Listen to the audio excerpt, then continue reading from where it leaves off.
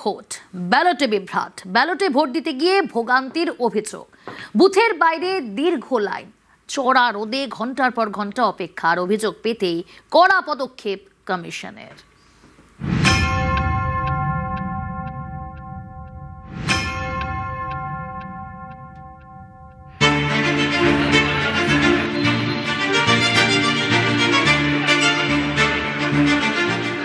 অভিযোগ, ভোট দেওয়ার জন্য লম্বা লাইন, চড়া রোদেই ঘন্টার পর ঘন্টা অপেক্ষা।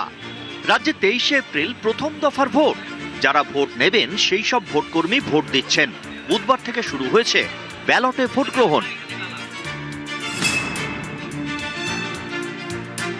আলিপুরদুয়ার জেলা, এখানে 5টি বিধানসভা কেন্দ্র, মোট 1200 ভোটকর্মী। 4টি কেন্দ্রে চলে তাদের ভোট গ্রহণ। অভিযোগ, শনিবার আলিপুরদুয়ার মহিলা মহাবিদ্যালয়ে দেরি করে আসে কেন্দ্রীয় বাহিনী।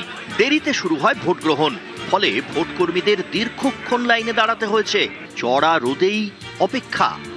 Mac William higher secondary school, Alipurduar indoor স্টেডিয়ামেও লম্বা লাইন। এতে তৈরি হয়েছে ক্ষোভ। ব্যবস্থাপনা যথেষ্ট নয় এবং যথেষ্ট কর্মীর অভাব আছে এবং আমাদের ভোট দিতে গিয়ে কিন্তু প্রচুর অনেকক্ষণ ধরে লাইনে দাঁড়িয়েছি, কিন্তু ভোট দিতে কিন্তু আমরা পারছি না, লাইন নড়ছে না। এবং আমার মনে হয় যে কর্মী সংখ্যার অভাব রয়েছে এবং কর্মীর সংখ্যা আরও বাড়ানো উচিত ছিল। কিন্তু অনেকক্ষণ ধরে দাঁড়িয়ে আছি, মানে গলদঘর্ম হচ্ছি, কিন্তু লাইন এগোচ্ছে না।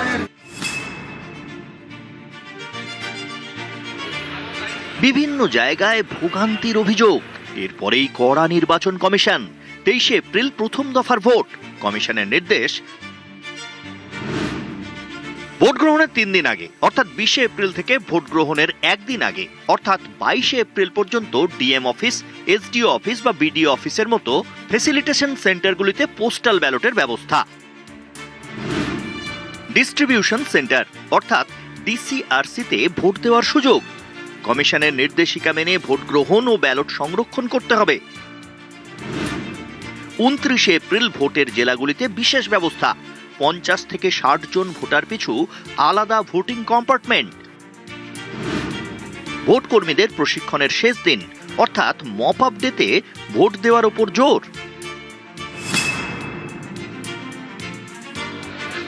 হলদিয়ার এসডিও অফিস, শনিবার চলছিল ব্যালটে ভোট গ্রহণ।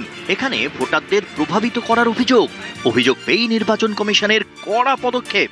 সাসপেন্ড কলকাতা পুলিশের কনস্টেবল। অভিযুক্ত শেখ মাসুদ করিম কলকাতা পুলিশের রিজার্ভ ফোর্সের কনস্টেবল। এটা নিয়ে ওর গাফিলতি দেখা গেছিল কিছু, ওই জন্য অ্যাকশন নেওয়া হয়েছে। নিউজ 18 বাংলা।